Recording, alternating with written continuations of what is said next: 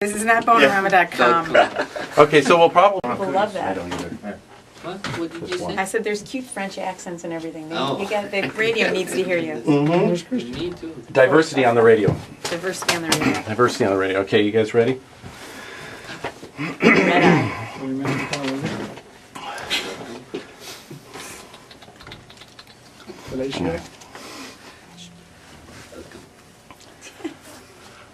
We're here at Jazz Live with the Tierney Sutton Band, and Tierney Sutton... Vince, I'm sorry. It's all right. A little hot coming in. Okay, sorry.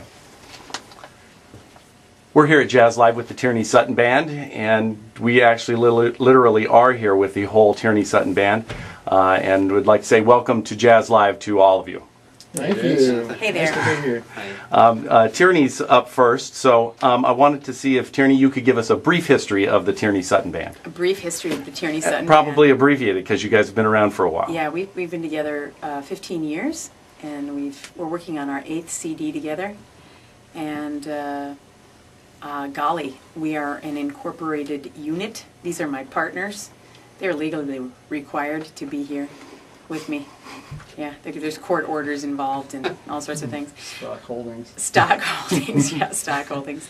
Yeah, we've been together 15 years, and we do all of our work collaboratively. So when people come to hear us, they're really hearing a band. They're not hearing me. In fact, some of them don't even come to hear me. Mm-hmm. Does the Tierney, and that's probably one of the most at least written about factors about the band, is that it's a band and it's not Tierney Sutton and some other dudes playing with her. Is there a particular mission statement for the Tierney Sutton Band, something that you guys all strive for day in and day out as you guys are playing your music? Well, I think one of the things that's kept us together is that as we went along, we realized we all had similar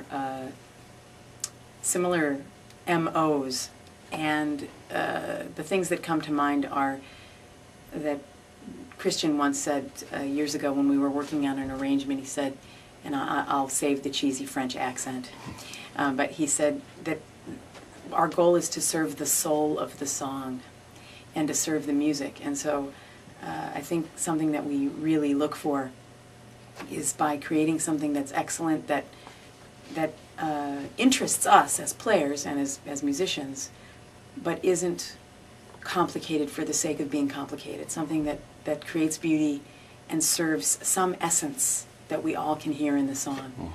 And so, I don't know, that's part of it. But it's also the unity and diversity of the band, that every voice needs to be heard and everybody's sensibility needs to be taken into account, because we found over the years that if one person has a problem with a certain arrangement, it's just never going to get played. And the ones that get played over and over again are the ones that we have a full consensus are good and that we all stand behind. Christian, I'd like to talk to the pianist in the band, Christian Jacob. So Christian, how does your latest release, which is called On the Other Side, how does your latest release as a band reflect that mission statement that Tierney was talking about?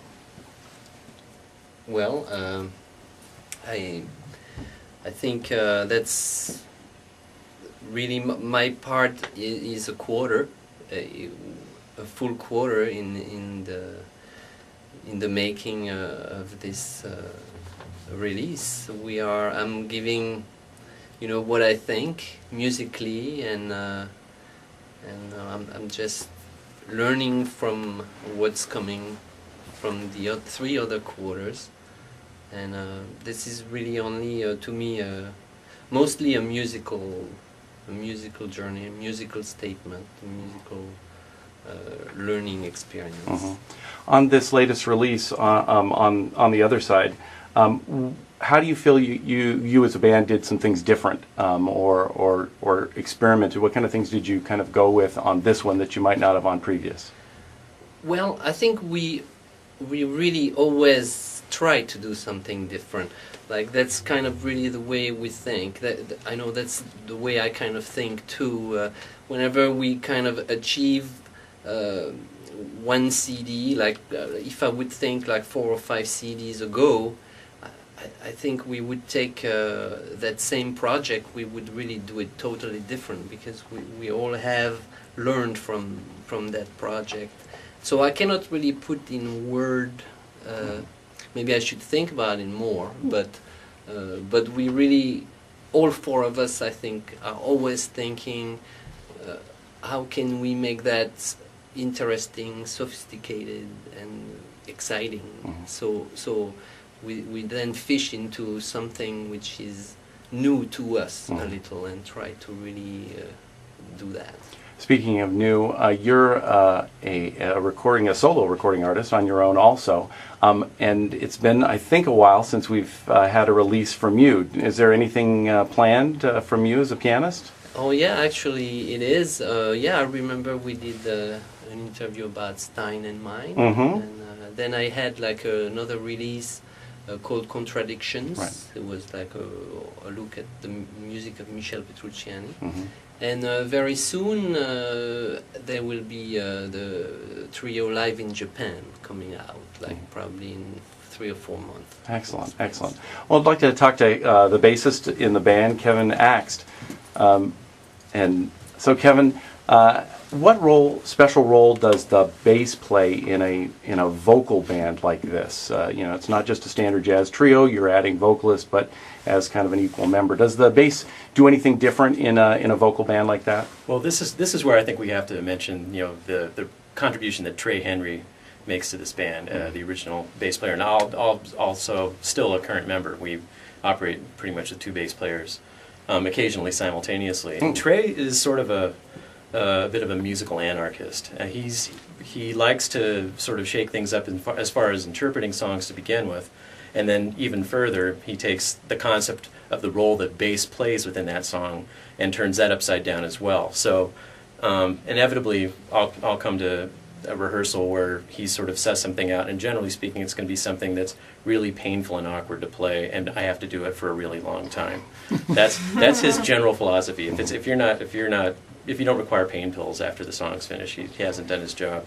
So, both of us really enjoy taking the bass and putting it in a non-traditional context. And I think the walking bass is a wonderful thing to do, but songs have been interpreted with bass in that context, for obviously, many decades. And to be able to take it and put it in more of a non-traditional context is really rewarding and sort of inspiring for us creatively. The other thing is the sense of musicianship. The pitch that Tierney has is pretty much flawless as a singer, and as a bass player, you have to sit there and really be absolutely focused and honed on your pitch. The slightest deviation from being at the center of the pitch, and everybody in the band hears it because pitch is so true. So many times, you'll be sitting there on the stool and you hear Tierney and Christian play a note or a melody or a chord perfectly together, and you hear this note grow into this completely unusual dynamic sound that doesn't happen unless those kinds of standards are being practiced. Excellent. And so, as a job sharer with Trey Henry in the band, what do you do with the rest of your time? I'm sure you play with other bands, and what kind of other things are you doing? Well, that's sort of an interesting question. I've always been a freelance bass player, and I play electric bass as well, and do a lot of different things. But I think that one of the things that this band has taught me, and when Tierney eloquently stated what our mission statement was at the beginning, something else is, I think, the selflessness of the process that we all bring to the table. Obviously everything's done at a very high musical level, but the most important thing is, as Christian said, serving the soul of music. So I've learned as an individual musician to be much more cognizant of what everybody else is contributing, and now when I go to play in other contexts in the studio with various other artists, I feel much more capable of contributing something that's significant by not being so ego-based and being much more oriented towards what's being contributed by the other musicians in the project. So I've been fortunate to really work with a lot of the best musicians in the world, and I hope it keeps working out that way. Excellent. So I'd like to ask a couple questions of the drummer in the band. This is Ray Brinker.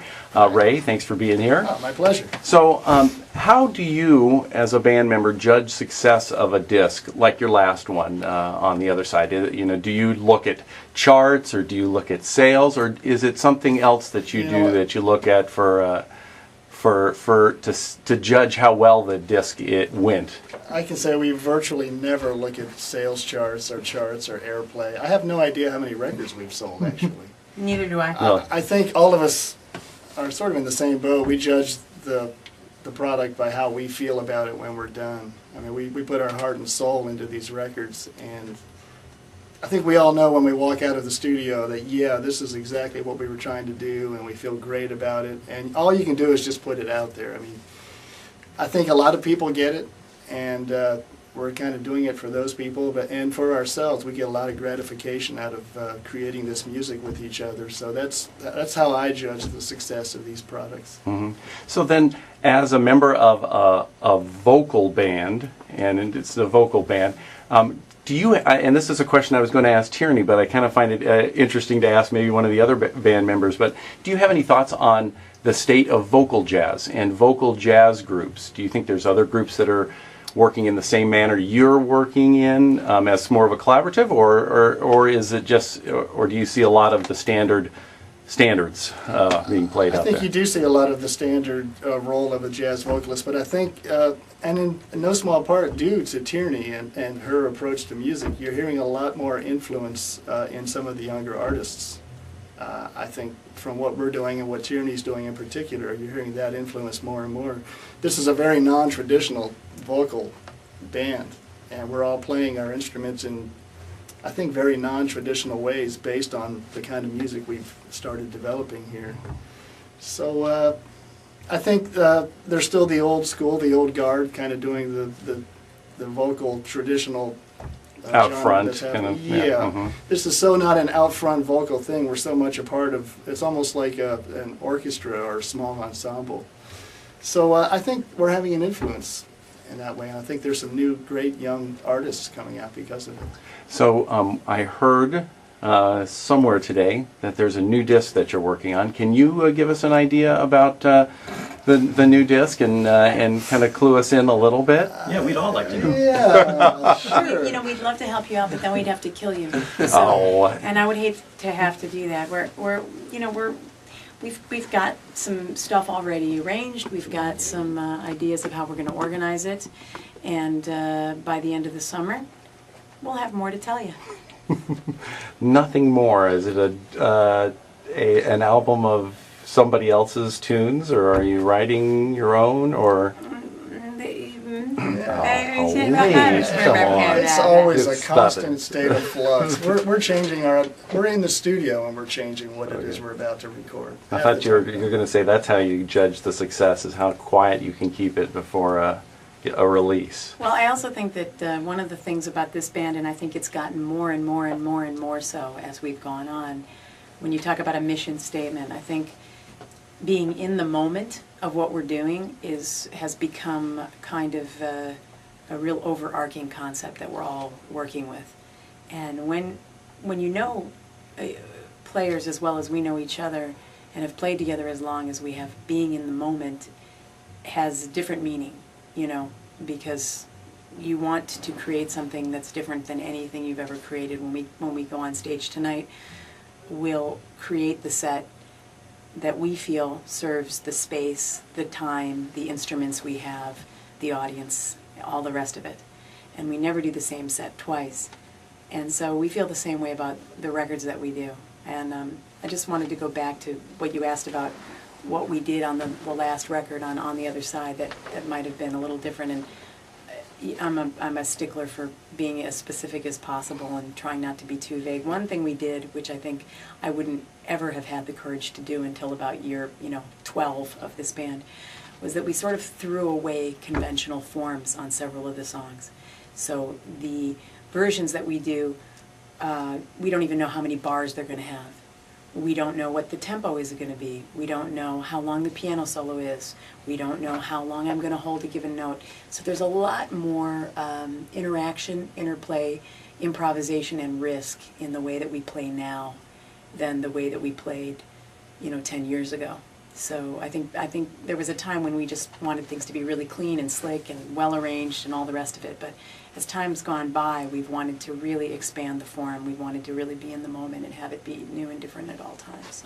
So, any other big plans that you guys have, Tierney, for the band? In the next few months, some exciting things that are coming up. Well, we're going on tour. We're going to be playing at Zankel Hall at Carnegie Hall for the JVC Jazz Fest on the 24th of June. We're going to be in Rochester, New York, I think on the 19th of June. We're going to be in upstate New York, I think on the 21st. We're going to be in Alexandria, Virginia. We're going to be in Boston. So we have a little tour of the East Coast coming up. Then we'll be in Oklahoma City briefly, and then we'll be hunkering down to Norway. Oh, we're going to Norway. We're doing a jazz festival in Kongsberg, and then we're going to arm wrestle this new record to the ground. Excellent. So where can people find out more information, become part of the fan club? See, you all need of to those come on the things? road with me to remind me to mention that in every show, which I always forget. You go to TierneySutton.com. Excellent. Or you can go to Tierney Sutton Band on MySpace, but TierneySutton.com is better, and you've got the mailing list and all the rest of it. Excellent. Well, thanks to all of you for being here tonight, and continued success in all the stuff that you're working on. Thanks again for coming to Jazz Live. Thanks for for having us. Thanks, Vince. Great. Hey, Tierney. You know those